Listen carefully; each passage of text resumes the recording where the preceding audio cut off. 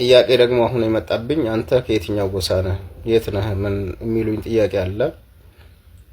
እኔ የወሎ ኦሮሞ ነኝ። ከወሎ ኦሮሞ ደግሞ የእጁ የወረሲህ የመርሳ አባገቲ 9ኛ ትውልድ ነኝ ማለት ነው።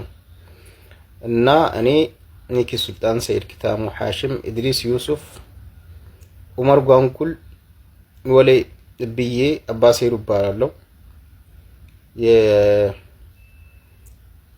የአባ ገቲ 9ኛ ትውልድ ነኝ ማለት ነው።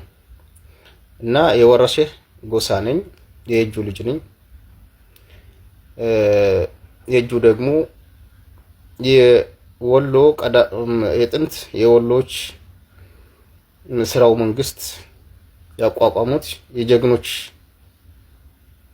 ንዘር ጎሳ ነው። ውልድ ነኝ። ስለዚህ እኔ የወሎ ኦሮሞ የእጁ ወሎ ኦሮሞ ጎሳ ነኝ ማለት ነው። የእጁ ከየትኛው ቤት ነው ካላችሁ አክቹ ይባላል። ከ12ቱ አክቹ ውልድ ውስጥ አንዱ የእጁ ነው ማለት ነው። 12ቱ የአክቹ ልጆች ማለት ወረሚዮ፣ ወረቢቶ፣ ወረዳዮ፣ ወረሉጆ፣ ወረኢቱ፣ ወረክዮ፣ ወረሄበኖ፣ ወረሄበና ማለት ያንኛው ወረሄበኖ ሳይሆን ወረሄበን፣ ወረኩርቶ፣ ወረኦቦ፣ ወረኢጎ፣ ወረአሰቦ፣ ወረእጆ ይባላሉ። እነዚህ አክቹ ልጆች ናቸው።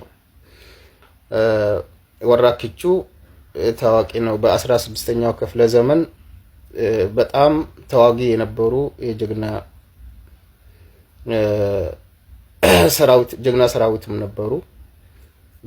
ጎሳዎቹም በ16ኛው ክፍለ ዘመን አካባቢ